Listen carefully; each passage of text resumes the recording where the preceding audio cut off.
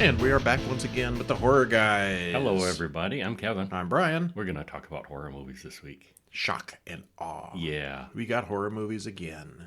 That's so much better than our musical theater episodes. Yes, it is.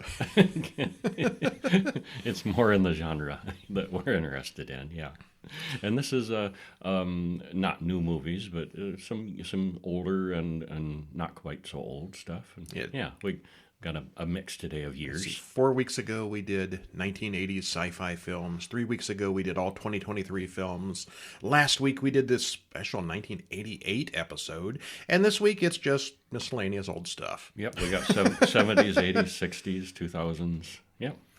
I think this is probably our slow point of the year for new horror movies. Everybody's saving things for Halloween season. Mm-hmm. The stuff that didn't make it out last year is coming past, and the stuff for this year is waiting. And now they're waiting for Halloween. I see like Shudder has only like 6 movies coming, and we've seen them all next month. Yeah, that's sad. Yeah, we're going to take a break from Shudder probably. Well, this is the problem. We've done over 1,500 horror movies.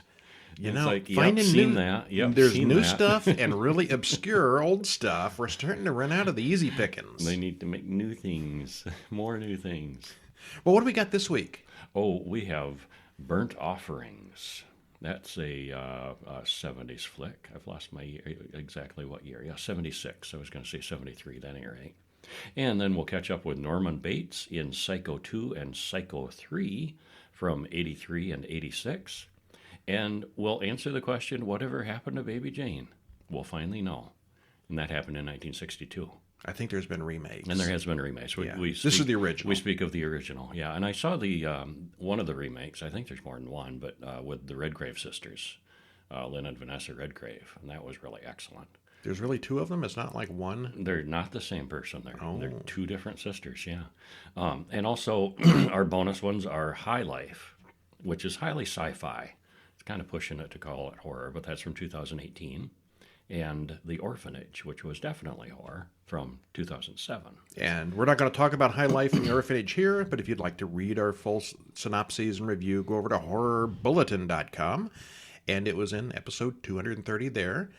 So basically everything we do goes into the Horror Bulletin newsletter every week. Which you can subscribe to.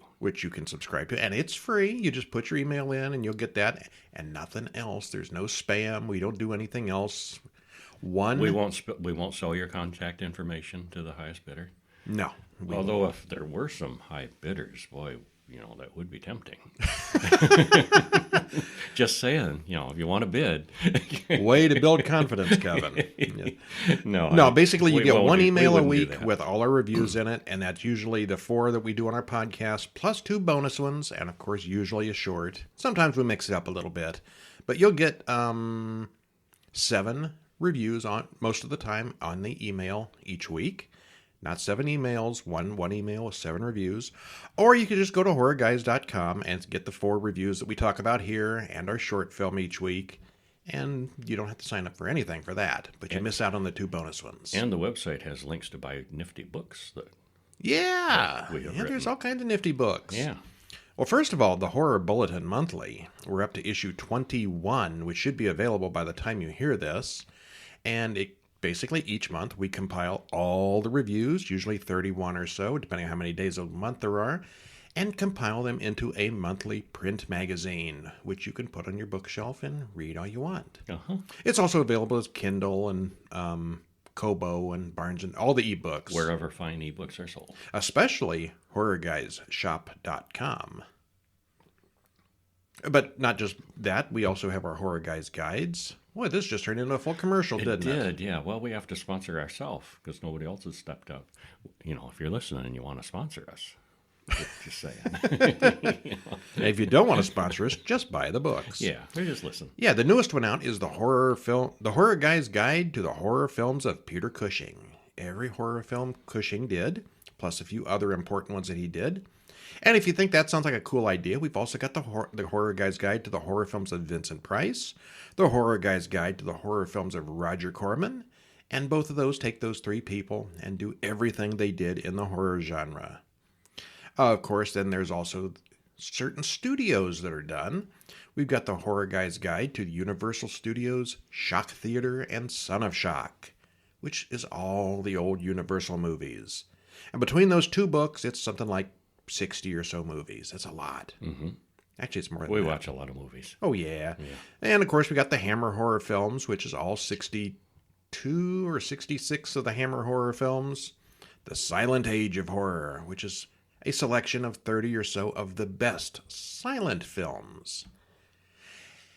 And if you're not up on silent films and you think you might want to be, this is a great place to start, because there's a lot of crappy silent films out there that you can watch on YouTube that are really boring. But this picks out the best ones. This will pick out the best ones for you. If you're not sure what to watch, pick this up and go through it.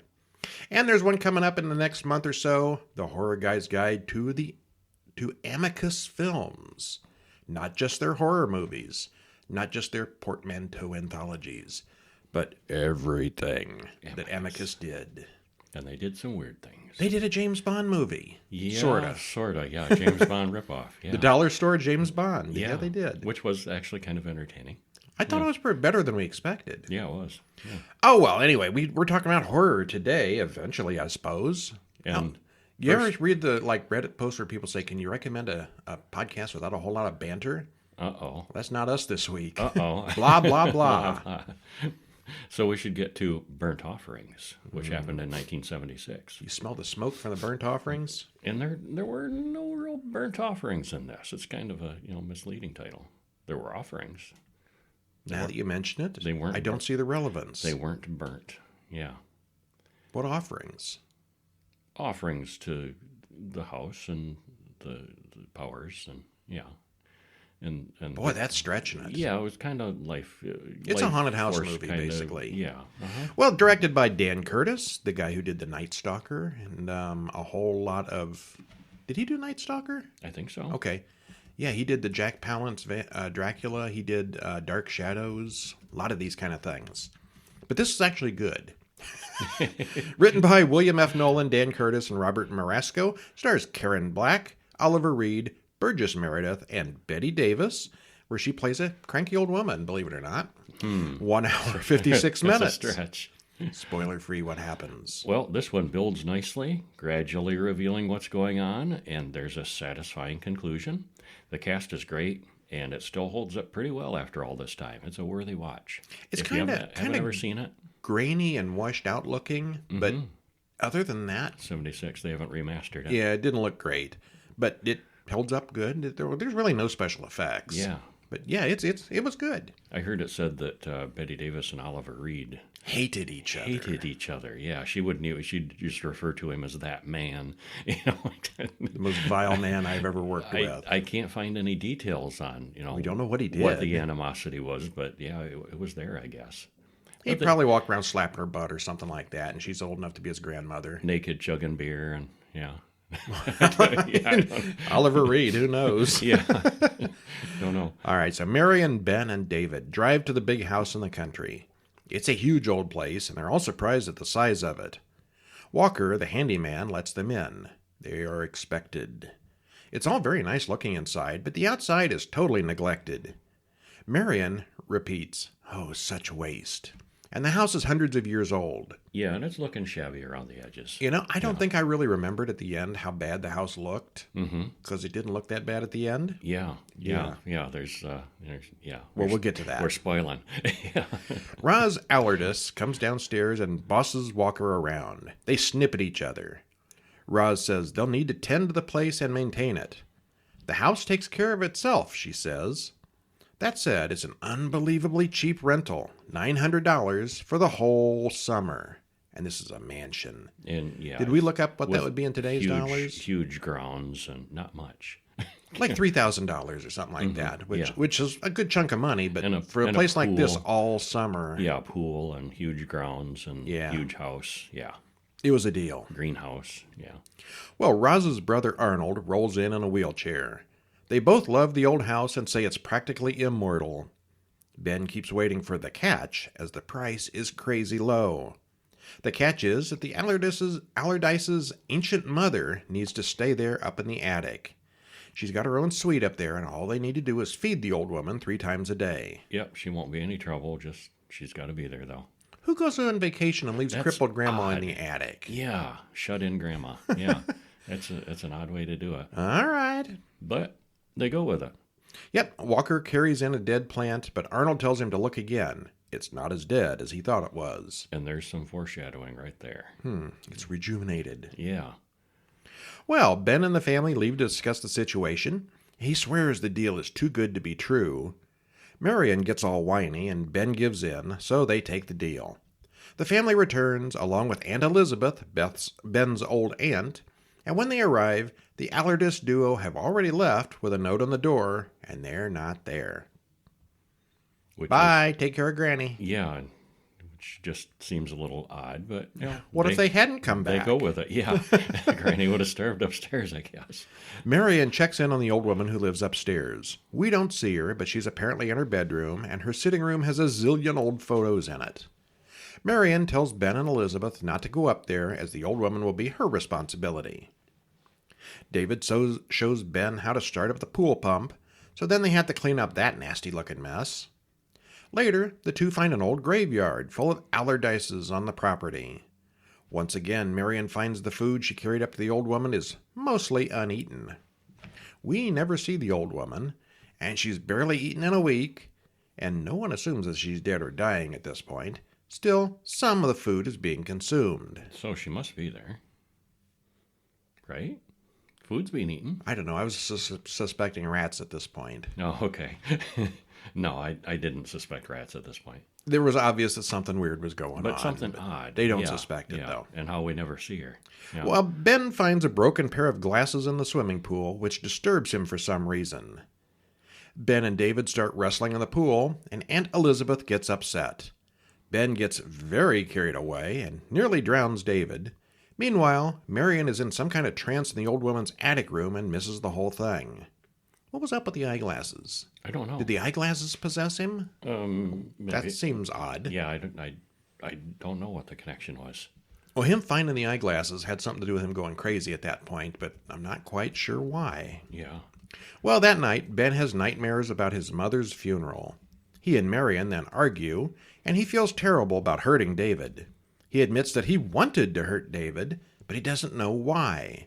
He starts wondering at his own sanity.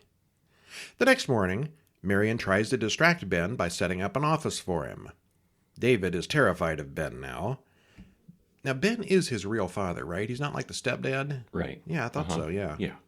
Ben invites Marion to the pool, and he wants to get frisky, but she's not into him anymore. He tries to make love to her, but she begs him not to, but doesn't explain why not. She always starts hanging out in the old woman's room, but we don't know if she's ever actually even met the old woman who supposedly lives there. Aunt Elizabeth and Marion have a talk about Marion's new gray hair. Elizabeth is feeling old and tired since coming to the house. Yeah, and she's looking more haggard. Yeah, she looked like a spry 50s or something when she moved in, and now she's looking like 70s grandma. Yeah, they youthed her. Yeah, between her They youthed her down and aged her up. Her acting abilities and makeup. Yeah, it was a good effect. Yeah. Ben has a waking flashback to the creepy chauffeur from his mother's funeral. And I'm going to read the whole thing, but if you don't want to get spoiled, you should probably skip ahead a little bit here. Ben wakes up that night and smells gas. He breaks into David's room, where the gas is running wide open. He carries David out and smashes a window to let the gas out. In the morning, Elizabeth says she looked in on David last night, but she'd remember if she'd have turned on the gas. Probably. Wouldn't she? She seems confused, and her hair is much grayer. Marion gets positively nasty with Ben's now sickly old aunt. Ben takes Elizabeth's side and confronts Marion about it. Ben wants to meet the old woman upstairs who Marion spent so much time with. He senses that something isn't right with his wife. Ben points out that the summer's almost over and that Marion is entirely too attached to this house. They're going to have to leave it soon. And along the way here, too, the greenhouse was full of dead plants. And now those plants are all thriving. And, you think, oh, well, Marion's, taking really good care of the greenhouse and everything. It's not just that, yeah. And also, at one point, he notices, wow, you know the grounds and the pool and everything's looking so good. You really put a lot of work into this, and she's saying, yep, and she didn't do a darn thing. It just happened. Yeah. Yeah. He suggests leaving right away, but she flips out on him.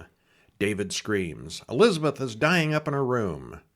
Ben tries to call every doctor in town, but all the numbers are busy, even the operator. We watch as Marion takes another tray of food up to the old woman's room, and then she eats it herself. What? Yeah, so that's where the food's going. Ben and Elizabeth both see the creepy chauffeur in her room, and he rolls a coffin at them. Elizabeth dies in reality, and they all go to the funeral except for Marion, who doesn't want to leave the obviously non-existent old woman upstairs alone. Ben gets angry and demands that Marion open the old woman's door. He insists that they pack up and leave the house. Marion is obsessed with her job as caregiver for the old woman. Well, it starts to rain, and Ben watches as the boards and the tiles outside fall off the house, and they're being replaced by new ones. It's kind of a neat effect. The house is shedding its old skin, yeah. Yeah, and growing new boards and new shingles. Yeah, very cool. The house is regenerating itself. Marion, up in that room, watches Ben and David run out to the car. They don't even slow down to wait for Marion, but they do stop when a tree falls and blocks the road. They cannot leave. It's not letting them leave. Ben goes out to move the tree, and he's grabbed by vines that won't let him through. Marion catches up to them and drives them back to the house. You're part of it, he snarls, and she doesn't deny it. Marion calls the doctor for Ben, who is now feverish in bed. The doctor says she'll need to take him to the hospital in town tomorrow, and from the look on her face, we know that's not going to happen. The next morning, Ben is catatonic. David decides to show off his pretty much non-existent swimming skills, but the whole pool gets really, really wavy. Ben wants to jump in and save him, but he can't move. Marion sees what's happening, but can't get out of the house fast enough because the doors won't open. As Ben watches helplessly, Marion finally makes it to the pool and pulls David out. All three of them decide it's time to leave this place. They pack up the car, and Marion says she needs to go in and tell Mrs. Allardyce that they're leaving. She goes upstairs and knocks on the old woman's door. Ben gets nervous and goes in after her. Ben goes to the old woman's room and finds the old woman sitting in a wheelchair. When he turns her around, he sees that it's really Marion, completely possessed. Ben then swan dives off the fourth-floor window onto the car, traumatizing David once again. Boom! But it doesn't last long. That's okay, though, because the old chimney crumbles while regenerating and buries David under tons of bricks, cleaning up the loose ends. Feeding that luscious, luscious life force.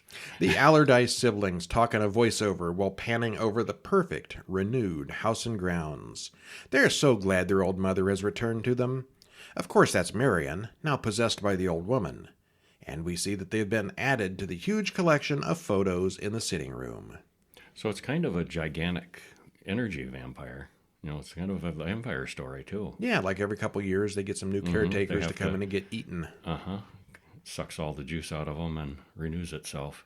This is not a good house. It's the same house used in Phantasm, A View to a Kill, and True Lies, among many others. Yeah, you'll recognize this house.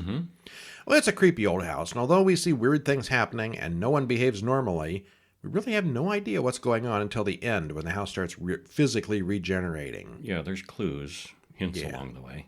Yeah. It still holds up pretty well, and it's very good. Yeah, it was. I'm not sure. This might be a contender for Best of the Week, actually. Oh, I don't know. There's the Psycho movies coming up. They're pretty good. They were pretty good. Psycho 2, 1983. First one was in 1960, so this is 23 years later. And if you haven't seen the first one in its entirety, you know, more than clips, it'd probably be worth it to see. You should see the first one. Oh, major classic. Yeah, you definitely need to see Psycho 1. You should anyway. Yeah. But I think you'll get more out of Psycho 2 having seen the first one in its entirety. I think if you just see the clips, you probably get most of it. Most of it, yeah. But, you know, you should see the whole thing. And you definitely need to see 2 before you see 3. Oh, yeah. Yeah, directed by Richard Franklin, written by Tom Holland and Robert Bloch, stars Anthony Perkins, Vera Miles, and Meg Tilly. 1 hour, 53 minutes. Spoiler-free, this is a years later sequel to the first Psycho movie. Norman is all better now and is being released from the asylum. The Bates Motel and the overlooking house are still there waiting for him, and things get more complicated from there. It's heavy on mystery and drama, and it's very nicely done. Entertaining and a worthy sequel. Yes, it was. I liked all three of them. I did too. Yeah. Yeah, supposedly they get worse as they go on, according to a lot of people. But it's hard to compare to the first one. But the 2 and 3 were both very good. Yeah, I was thoroughly entertained in all three of them. Yeah, I haven't seen 4. Well, we open. There's a fourth one. There is a fourth one, Psycho 4: A New Beginning. I have not seen that. We have it. We just haven't gotten to it yet. There's also the TV series too. Yeah, well, I don't which know. Is like young Norman. Yeah, I don't know about that. Yeah, how Norman became Norman. Yeah. All right, well, what happens? Well, we open with the famous shower scene from the original Psycho, and credits roll. We come back to a courtroom. Lila Loomis is there, and she's got a petition with more than 700 people who don't want Norman Bates released from the mental hospital. But the judge asks her to leave, and then he releases Norman, who is declared sane and cured, because petitions don't mean anything in a case like that. Dr. Raymond, he declares that Norman is fine now, but Lila isn't having it. Norman goes home to the motel, which is still there. There's a Mr. Toomey who has been running the motel in his absence. Doctor warns him that memories are likely to return with him living there, but he knows how to deal with that now. He's all right. Well, almost immediately, he finds a note from his mother and hears her voice. He's so afraid that he drops his clothes down the steps. Well, he goes to a diner in town where he's gotten a job as a cook's helper. He meets Myrna and Mary, waitresses, and Ralph the cook. Mrs. Spool is the manager. He hears Mary arguing with her boyfriend on the phone and learns that she doesn't have anywhere to go. He offers her a room at the motel. Mr. Toomey comes in, and Norman meets him for the first time. Norman finds drugs in the office as well as people having sex in the rooms. No! It's that kind of motel. I thought all motels were kind of like that. No, not all of them. Okay, not that way. Not by the hour. Yeah, Norman's not pleased, but Toomey kind of just shrugs it off, and Norman fires him on the spot. And then Norma and Mary have sandwiches up at the house. She hands him a great big shiny knife, and he's all weird and nervous about it. And she's a little nervous about him and thinks he might be up to something. Mary knows a little bit of Norman's history, so he tells her half the story. He then begs her to stay because he's afraid to stay by himself tonight. He shows her up to her room at the house, not the motel, and leaves her alone. And she goes to bed with a chair under the doorknob, but nothing happens. And next morning, Mary comes to work and tells Norman she's gonna live in town with a friend. Toomey comes in, and Norman isn't happy to see him. He's also rude with Mary, accusing her of spending the night with Norman.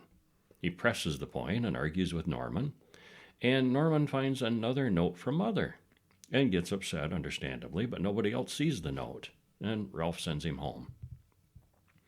Well, that evening, Mary relents, comes back to stay at Norman's again. She comes upstairs, takes a shower, and you think, uh-oh, shower scene. But no, nothing happens. But we do see someone peeping through a hole in the wall. Toomey, outside, obviously drunk, starts yelling.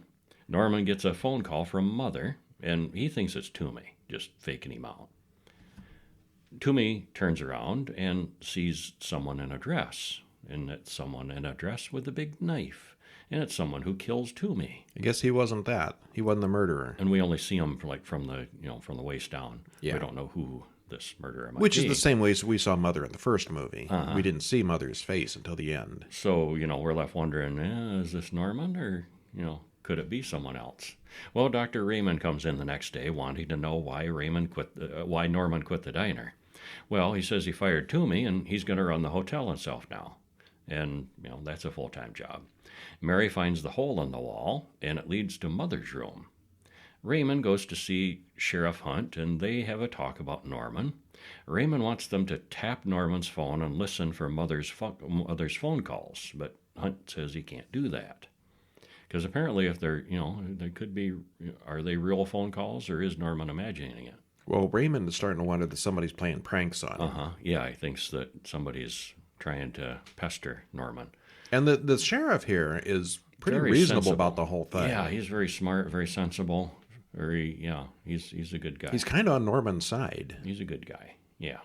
Norman, down at the motel, sees his mother standing in the window up at the house, and he runs up there, but he doesn't see anyone inside. We cut to some kids breaking into the basement of the house. They've done this before. Place to have sex and hang out and have drugs, because the house has been abandoned for years. Except now they hear something in the next room, and it's the knife-wielding, dress-wearing person that we don't see again. And the girl gets away, but the boy becomes dead meat. So, she's... And as the mother kills the boy down in the basement, he claws at the window to get out, leaving dirty handprints on the window. Yeah, it's very obvious. And then in the third movie, they show that window, and the handprint is still there. That was pretty cool. Except they cleaned it up in the... No, they didn't clean the windows. She didn't? Nope. Oh, okay.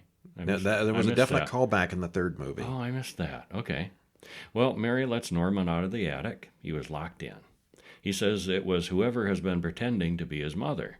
He says that there's a note, but she doesn't see it. The police come to the door. The girl told them that she saw her boyfriend murdered in Norman's basement. Norman says he doesn't know anything about it, and they all go down there to look around, but there's nothing to find. And in fact, everything is tidy and cleaned up now. Mary lies and says she cleaned up several days ago and gives him an alibi. And Sheriff tells Mary more about Norman's past and then leaves. Norman thinks it's all starting again.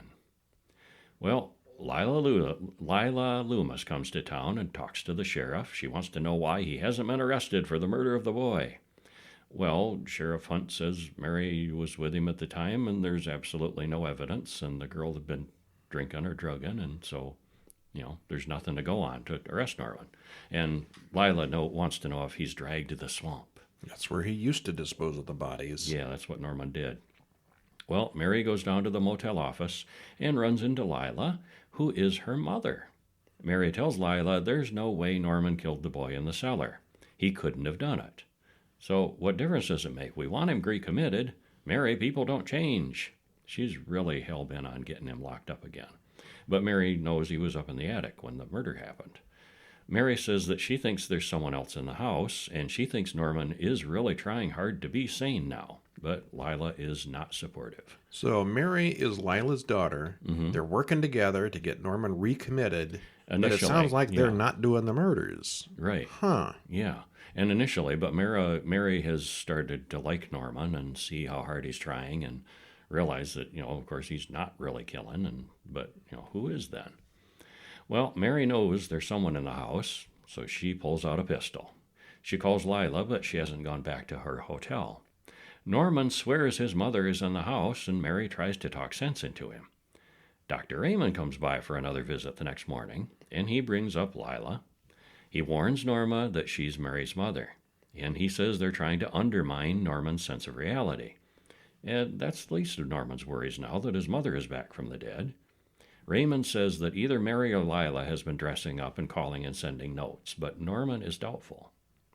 In town, Mary accuses Lila of all those same things, but Lila denies it all.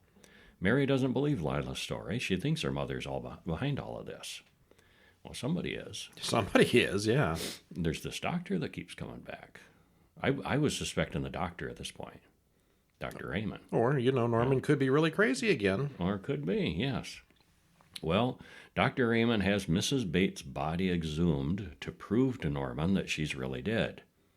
Well, okay. Yep, that's her. Yeah, that's her, but yet he goes home and tells Mary what Raymond said. Norman gets a phone call from his mother. And Mary says, well, there's no one there. Has he really gone crazy this time? Norman comes to the conclusion that Mrs. Bates isn't the one calling him. It's his real mother. What? Well, Mary comes clean about Lila and their plan. The deputy comes to take Norman to the swamp.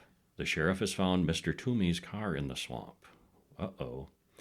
Mary asks the sheriff if he knows if Norman was adopted. Oh, so there is a real mother. Or something going on there. In town, Raymond starts to follow Lila. She goes to Bates' house and puts on a dress and a wig. Except someone else in a dress and a wig comes up behind her and kills her. There's so many dresses and wigs. Yeah, so Lila was dressing up, but not the killer, apparently. Okay. Or maybe not the only killer. The only killer. Yeah, it's confusing. Yeah. Raymond goes inside after her, and Norma finds him down there. Norman tells Raymond about his real mother, someone completely different from Mrs. Bates. She told him that on the phone. And of course, Dr.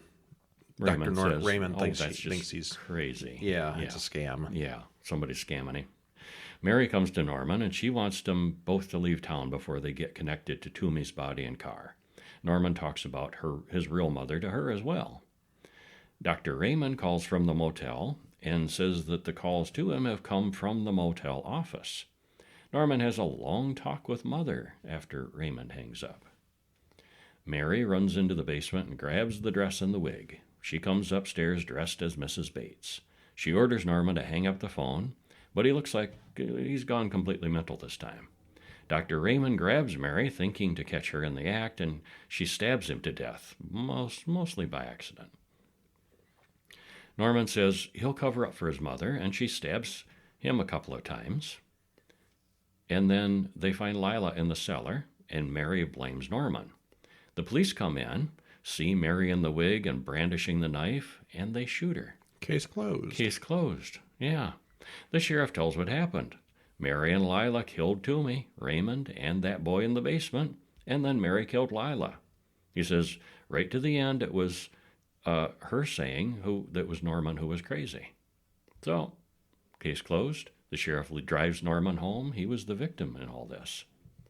And night falls, and Norman's mother walks up to the front door.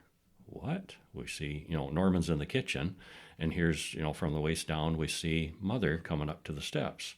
Except, no, it's Mrs. Spool from the manager of the diner in town. He says he was expecting someone, he just wasn't sure when, and he wasn't sure who it would be. And he makes her tea, and we see that he pulls down the box of poison that he has. She's Mrs. Bates' sister and his real mother. She gave the baby to her sister to raise since she was going through some mental issues herself. And by the time she got out of the hospital, Norman had already been locked away. The poison is kicking in, but he whacks her over the head with a shovel to hurry things along. He carries her body upstairs to Mother's bedroom. She wants to sit in the chair and look out the window. That Norman, he's a good boy. He's a good boy. Always taking care of his mother. Well, it's multiple levels of plots and schemes, and it all makes sense at the end. Yeah, if you got the impression from that synopsis, it's a little complicated. It is. Yeah. But the sheriff is surprisingly reasonable and handles everything exceptionally well, which is surprising for a portrayal of a small-town sheriff. They're usually incompetent idiots or corrupt or something, but not here. He's a good guy. Dr. Raymond seems very more hands-on than any psychiatrist I've ever seen in the movies. He keeps coming around to the house. He actually called the phone company and things traced. He's more of a detective than a psychiatrist. But it's definitely more of a whodunit or did he do it than a pure horror film, but it's really good. The ending is perfect. Only your mother truly loves you. That's true. That's true. All right, and then in the middle of the week, we stop and have some coffee. Short film this week is called Coffee from 2023, and it's by Deformed Lunchbox. And I don't know who wrote it, don't know who directed it, don't know who stars in it, but it's Deformed Lunchbox. I don't know if that's like a troupe or what. Runtime 2 minutes, 36 seconds, so it's super short. And we got a link in the show notes where you can watch it on YouTube. What happens? Well, Joe goes to Mr. Keller's house for an opportunity. Keller slurps his coffee loudly and offers Joe a cup. It's my special blend, very special. And Joe likes sugar. I'm kind of known for my sweet tooth. Yes, I'm aware, he says. Yeah. And that is special coffee. I'll try some of the dark roast, please. Deformed Lunchbox, like Brian said, doesn't have any actor or filmmaker credits. The acting is, gets the job done. Well, they're two really weird guys, but they kind of talk strangely. So you want to say that they're bad acting, but it's okay. It fits perfectly because both characters are kind of odd. Yeah, and so that's probably fine. It is fine. It's good. In retrospect, the story is a little predictable, but I didn't see it coming. You didn't see it coming. Nope. You say here it's predictable, and yet we didn't see it coming. Well, I'm not surprised at the way it played out. Well, but yeah, I did not see it coming. We like our shorts like we like our coffee, short and dark. But anyway, yeah, this was a good one. Yeah, and you should check out. I'm assuming they have a YouTube channel. I didn't check out their other stuff. I assume so, yeah. Yeah. I think we've done some things by them before. But you should check this out. Everybody should check this out. What's next? Psycho 3, which was 1986. Only 3 years later. Directed by Anthony Perkins. Now, he said he didn't like this movie very much. He didn't think it was well directed, and he directed it himself. Yeah, they kind of, well, and that was part of the wooing back. He was reluctant to have a Psycho 3, and they said, well, you can direct it.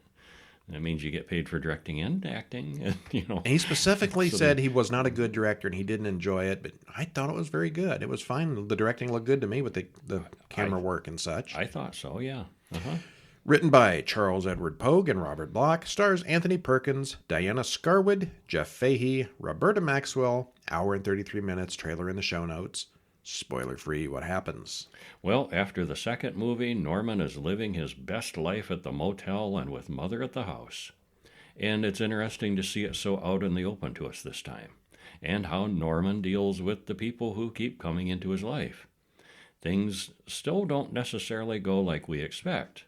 And this was the least successful of the Psycho movies financially, and reviews at the time were mixed, even reviews from Norman himself. But we horror guys liked it quite a bit. And you will get more out of it for sure if you've seen the first two movies. There are fewer surprises this time. Mother, 'Cause we know what Mother is. We know he's openly, he's just crazy, and he's embodying Mother now. But yeah, and yet it's still fascinating. He's got the dead body upstairs. He is Mother when he needs to be. He's crazy Norman, and we know where things are when this starts. And then things happen to him. People come to him. We open up to Maureen, a nun, screaming, "There is no God." She climbs the church tower and gets ready to jump to her death with suicide. She doesn't jump, but she does accidentally knock the helpful nun to her death below. Whoops. The nasty nun behind her says, "You'll burn in hell for this," and credits roll. Oops. Yeah, oopsie. Nuns are such fun people. Yeah. Maureen sits by the side of the desert road, still distraught. It's like she got thrown out just a few minutes ago. Yeah, walked out with her suitcase. And she walks through the desert until she's picked up by Dwayne Duke, a musician. He's all over her pretty much instantly. She's not wearing her habit anymore. Right. And he's very talkative, and she seems deeply depressed and still in shock. It gets dark and a storm hits, and he doesn't want to drive anymore. But he wants to make out in the parked car, but she's been a nun for years, so she gets out of the storm and runs away. It looks very wet. Yes. Well, it's morning at the Bates Motel, and a bunch of birds eat from the feeder and then die. Norman has poisoned them for his taxidermy hobby. We see in a newspaper that Emma Spool from the previous film is still missing. I wonder where she is. Huh, I know. Taxidermy upstairs at the house. Duke honks his horn to get Norman's attention. He saw the help wanted sign in the window, and he's interested in the job. Norman doesn't even care about the application. He's hired. Duke says he's not planning on staying around for too long, but he'll do it for a while. Why does Norman need help? Nobody stays there. It's not a busy place. Yeah, I don't know. From the sound of things later on in the movie, they get like 1 or 2 busy nights a month. Mm-hmm. And one guy can handle it. It sure seems like it. Oh, well. Wouldn't be a story otherwise. That's right. Over at the diner, Statler and the sheriff talk about Mrs. Spool's disappearance. There's a woman there who says she drove all the way from L.A. to see Norman, and the two men stick up for Norman. The guy just wants to be left alone in peace. She's Tracy, and when Norman comes in, she wants to interview him about the insanity defense. Is he a murderer, or was he not found guilty of a crime because of insanity? Well, I think he did murder. They know he murdered. But in a case like that, are you a murdering felon if you're declared insane? But he was declared insane and then cured. Legally, what happens with that? Once you're released, do you still have a felony on your record? I think it can vary from place to place. I don't know federally what the law is. Yeah, I don't know how that works, but she's not happy about it, whatever it is. Because they know he murdered and he was guilty of murder. You go to the mental hospital instead of prison. If there's a death sentence, you don't get that. Not guilty by reason of insanity, and then you're cured enough to be released. Yeah, good question. Are you still a felon? Yeah, I don't know. Yeah. Well, anyway, in the middle of the interview, Norman watches Maureen get off a truck and is distracted by her. She's got the short blonde hair and she's got the same figure. She resembles Marion Crane, the woman he killed in the shower all those years ago. And she's got the same initials, MC. Mm-hmm. Yeah, he sees it on the suitcase. Maureen walks to the motel and runs into Duke, who apologizes for last night. Duke then overcharges her for room rent and keeps the difference. He gives her cabin number 1, which makes Norman nervous. Don't let people stay in cabin number 1. That's a bad place. The infamous cabin. Norman has a talk with Mother upstairs, and she picks on him. You can't get rid of me, she says. Well, Duke meets Tracy at the town bar, but they don't get along until she finds out that he works at the Bates Motel, and she fills him in on Norman's history. Meanwhile, Norman uses the peephole to watch Maureen undress. Mother comes into Maureen's room as she bathes, but finds that Maureen has already slit her wrists.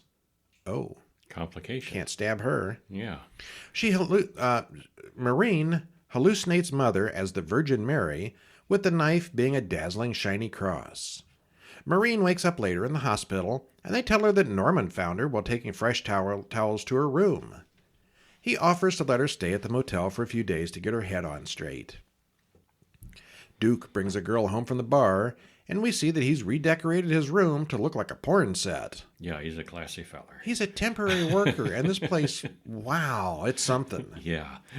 Where'd he get all that stuff in, like, a few days? From the other rooms, I don't know, storage. They have his sex own luggage. and then argue. He throws her out afterwards, and Mother kills her before she can even call a cab. Mother kills the dirty girls. Maureen talks to Father... There's plenty of them at this motel. Maureen talks to Father Brian, and they discuss her lack of faith and her desires. He points out that God saved her from suicide twice now. And even here, I was going to mention, too, it's skillfully filmed. You know, you don't see that it's Norman dressed up as Mother even here. We don't know. We assume it is, but even here, we're not 100% sure because the way it's filmed, we don't see her, him, them, their face, you know, or anything. At the motel, it's homecoming weekend, and the place is finally crowded for once.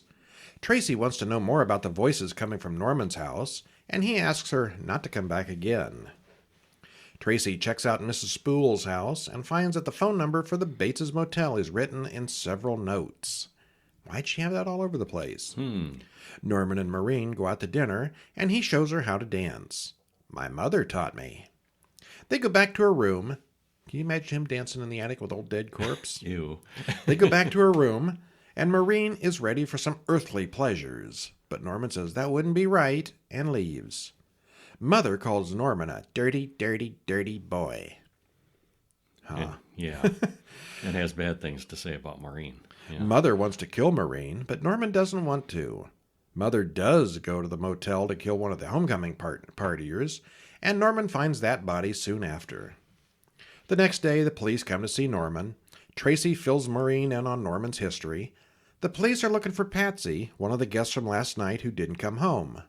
The sheriff has a warrant, and Norman runs up to Mother's room to keep the sheriff out, but Mother's not there. Which is a surprise for everybody, Including Norman. He didn't move her. Yeah. Well, the police look around, but they don't find anything suspicious.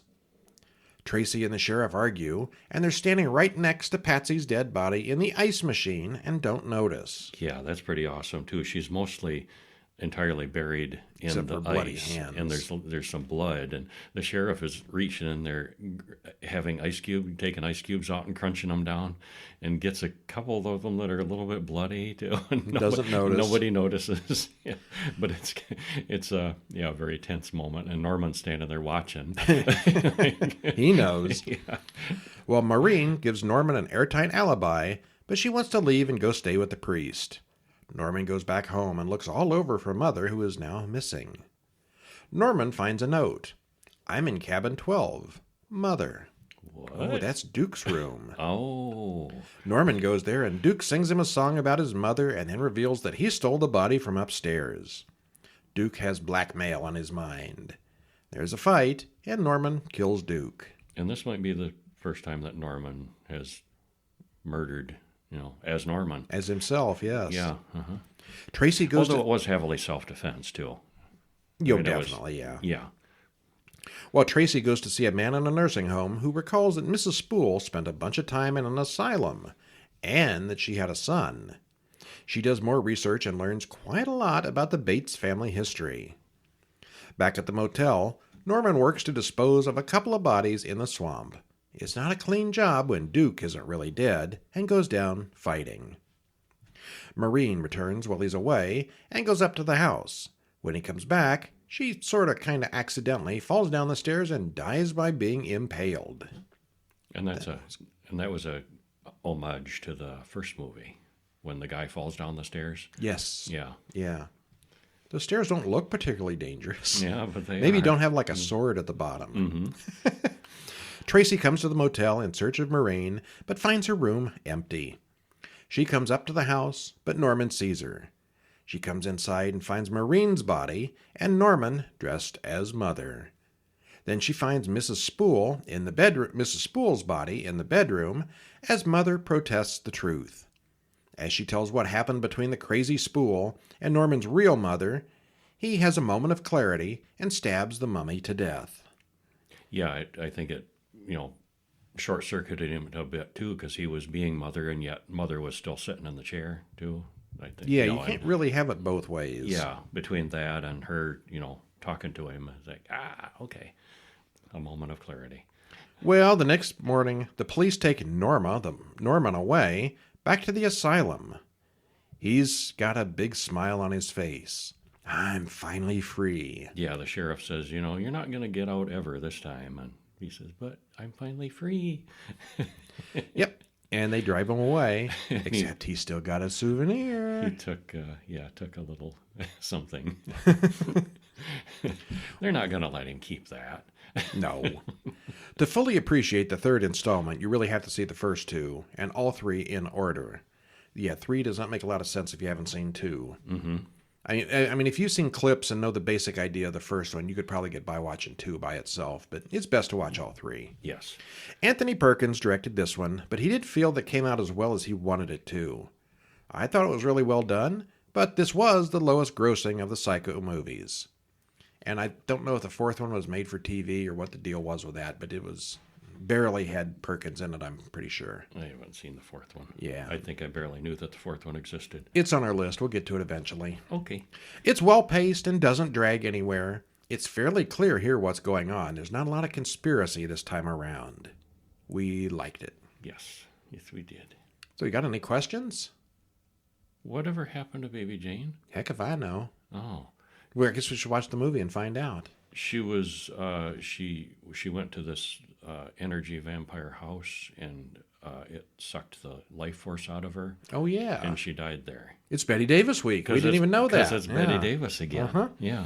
Whatever Happened to Baby Jane from 1962. Directed by Robert Aldrich.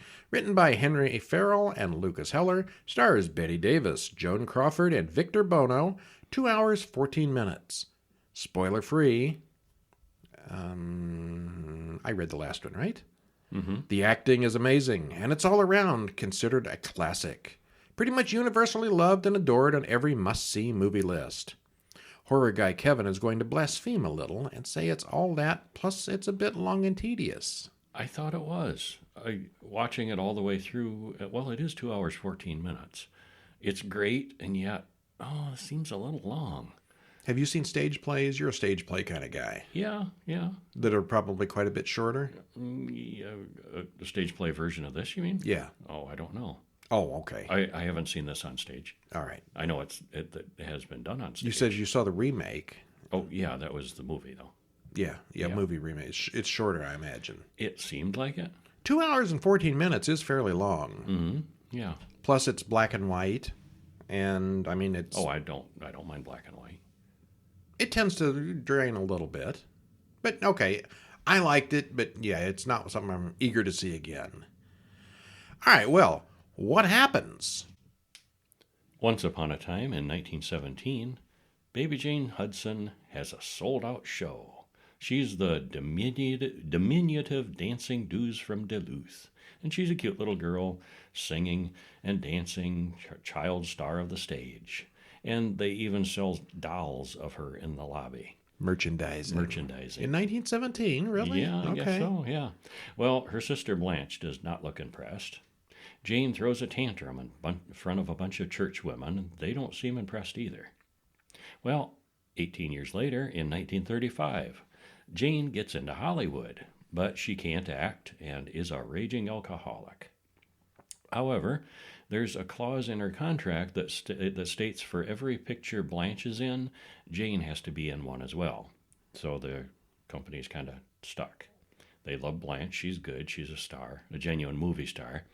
Well, the producer says Blanche is the biggest thing in movies today, but the producer wants to dump baby Jane entirely, and that's up to Blanche. Well, we see there's an accident with her car where Blanche winds up in a wheelchair and Jane ends up in an institution. Credits roll. Well, that escalated badly. Yeah, it did. Well, years later, in the present, Liz and her mother, Blanche and Jane's next-door neighbors, talk about in the present being 1962, Oh, so right, this is yes. really old. Yeah, so they're both older now. Joan Crawford and Betty Davis Joan as Crawford. they were then. Yeah. Previously it was younger actors playing them. Yeah, And now they're both old women at this point. Yeah, now we're the old women. Yeah. They talk about never seeing Blanche, and Jane is fat and weird. Well, meanwhile, upstairs, Blanche is watching TV from her wheelchair, and baby Jane looks like a 70-year-old drunken child. Yeah, she's got the curly hair and she's got too much makeup. And dressing like the little girl dress. Well, the two clearly don't get along. You know it's bad when you peaked at 7. Yeah, she did. Yeah, people are still watching Blanche's movies, but baby Jane, she's mostly forgotten, and baby Jane ain't good with that. Well, Blanche's nurse, Elvira, says Blanche needs to talk to Dr. Shelby about Jane, and Blanche makes excuses for her. Blanche says that Jane is keeping her... Elvira tells Blanche that Jane is keeping her fan mail from her. She's sick, and she's not getting any better, Elvira says. But Blanche is, no, she's fine. She's my sister. I love her, Well, in the past month, she's been getting a lot worse. Blanche talks about selling the house, which is something that Jane wouldn't like. Jane gets drunk and imagines her doll singing. Blanche, upstairs, hears her crazy sister singing downstairs. And she does the whole act, like from when she was a little girl. It's like a 7-year-old with the curls doing the tap dancing and the white dresses. I guess it's cute. But when a 70-year-old woman's doing exactly the same act, it's really weird. Oh, it's just sad. Yeah. Well, Blanche tells Jane that they're out of money and will need to sell the house. They can't afford to keep it. Jane pulls the plug on Blanche's phone. Jane serves Blanche her dead parrot for dinner. Ew. Jane goes out the next morning. Blanche wants to make a phone call, but she can't get down the stairs, being in a wheelchair and all. Meanwhile, Jane goes to the newspaper and puts an ad in the personals section. Blanche throws a note out the window to Mrs. Bates, but Jane intercepts it. This is a neighbor working in the yard right outside. Why did she not just yell? Help! Say, hey, Mrs. Bates, could you call the police for me? No, she didn't do anything like that. And Jane intercepts the note, so okay, they're stuck. Well, they argue about who bought the house. First, Jane says her father bought it for her, and then Blanche says no, she bought it. So then Jane changes her story to say she bought it. And she's just, a loose grip on reality, apparently. She also insists neither of them will ever leave this house. More and more, Blanche is becoming a prisoner in her own home as Jane torments her. Jane pays Elvira and tells her to take the week off before feeding Blanche a dead rat. And Jane cackles. She's got a great cackle in this. Mm-hmm. It's one of those, where she brings the dinner in and Blanche, of course, is very hungry by this point because Jane's been depriving her of food, brings it in on a tray with a covered dish, fancy silver, and then leaves the room, and Blanche, picks up the cover and shrieks, and Jane's outside in the hallway listening, cackling. It's an awesome scene. Elsewhere, Edwin Flagg plays the piano and circles Jane's ad for an accompanist for her showbiz act. He comes over for an interview, and once again Blanche doesn't make a peep.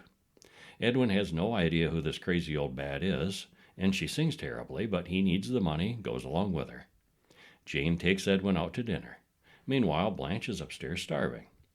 She finds the checkbook and learns that Jane has been forging her checks. She eventually tries to crawl down the stairs and get to the phone, but she's too slow. She calls Dr. Shelby just as Jane returns. He agrees to come right over, but Jane kicks Blanche unconscious. Jane calls the doctor back right away and, impersonating Blanche, tells him to forget all about it. It's a perfect impersonation, too. Well, it's because it's different voice. Yeah, She did her. She did her. They recorded her voice and dubbed it over. She can't act. She can't dance, but she can do a perfect impersonation of her sister. Impersonation of her sister. Yeah. Well, Elvira comes by and Jane fires her. She doesn't give up that easily and lets herself in. She finds the buzzer disconnected and Blanche's bedroom door locked. Jane returns and the two women argue. Elvira enters the room, finds Blanche bound and gagged hanging from her traction machine, so Jane kills Elvira with a hammer. Edwin comes over to practice, but she refuses to let him in and tells him he's fired. He loads Elvira's car into her and Elvira's body into her car as Mrs. Bates drives in. Edwin whines to his mother about the situation, and she remembers baby Jane trying to murder her sister with her car. The police call Jane, which sets her off again. She ungags Blanche, who talks about the accident so many years ago. The police bring Edwin, who's drunk, to Jane's door. She invites him in for drinks, as she promises to get him a real check now. When Jane comes out and shows him a baby Jane doll, he realizes that his mother's story was true. He puts the doll in Blanche's wheelchair. Blanche pushes over the bedside table and Edwin hears it.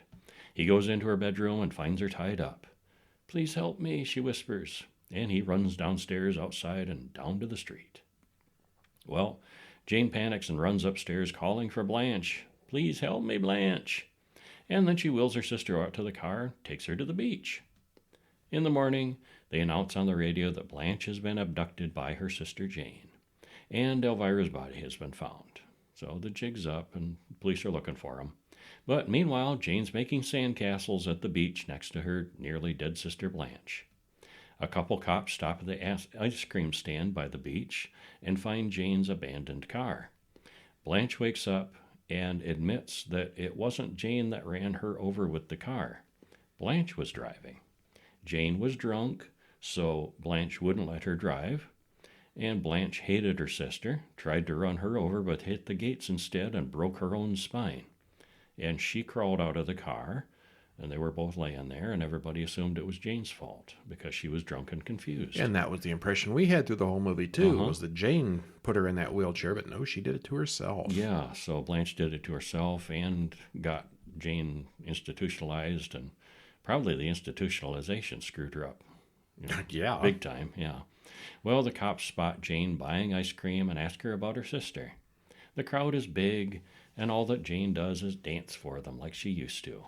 She's the center of attention again. And then they find Blanche. Well, Blanche could have screamed out the window for her neighbors at any time.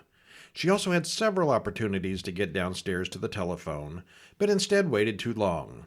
Yes, she was in a wheelchair and couldn't roll down the steps, but she could have managed it. 'Cause she did at one point. She could have done that much earlier. Yes. When she finally did call the doctor, she could have simply said she'd been kidnapped or held hostage, but she doesn't. What does she say? Just come over? Yeah, I need you to come over. Yeah. Nothing It's sinister. vague. Yeah, nothing implying that. Yeah. Still, the acting is good, if not completely believable. And it started out a whole genre of films called hagsploitation. I love that with word. scary old actresses resuming starring roles. I'd call this more of a thriller than a horror movie, but it's got many of the same elements. And at the end, we still don't really know if Blanche was alive or dead at the end. Mm-hmm. She's just laying there. She was unconscious. Is she still unconscious or is she dead? We don't know for sure. I don't know. Yeah. Waiting for the sequel. Where they say, this is what happened to Baby Jane. Yeah. Okay, that's all we're going to talk about this week. Over at horrorbulletin.com, we've got two other movies. We've got High Life from 2018. Which was a soothing kind of science fiction film. I don't call it soothing. I thought it was very soothing. In a lot of ways, it's kind of boring, actually. Well, and actually it says that in our notes that I wrote. It's too. quiet and slow moving for the most part, with some lively moments. It manages to be brilliant and boring at the same time. But it's so quiet and soothing. It's a nice quiet movie. It's about a bunch of prisoners on a spaceship headed to a black hole for a science project. Yeah, And basically. if you want to know more, you're going to have to read about it. Yep. We also watched The Orphanage from 2007, which is a bit of a complicated story, some of which didn't make sense the first time through, but it's well made, does keep your attention trying to figure things out, and it's full of ghosts. Yes, it is. So it's worth a watch, maybe even worth a second watch. I think so. Yeah. Yeah. And that's our show for this week. Stop in over at horrorguys.com or horrorbulletin.com or horrorguyshop.com or horrorguyspodcast.com. Whoa. Wow. Follow us on Twitter, Facebook, Mastodon, any of them places. Actually, we seem to be getting away from Twitter a little bit lately, don't we? Well, you have. Okay. I have not made the leap yet, but yeah. Used to be our daily website posts would go onto Twitter, and they don't anymore because Twitter broke. They're poopy heads. Well, now I've started manually doing it. Oh, But okay. we don't know how long that's going to last. How long is Twitter going to last? I wouldn't know bets at this point. All right. Well, I'm Brian, And I'm Kevin. and we'll see you next week. See ya.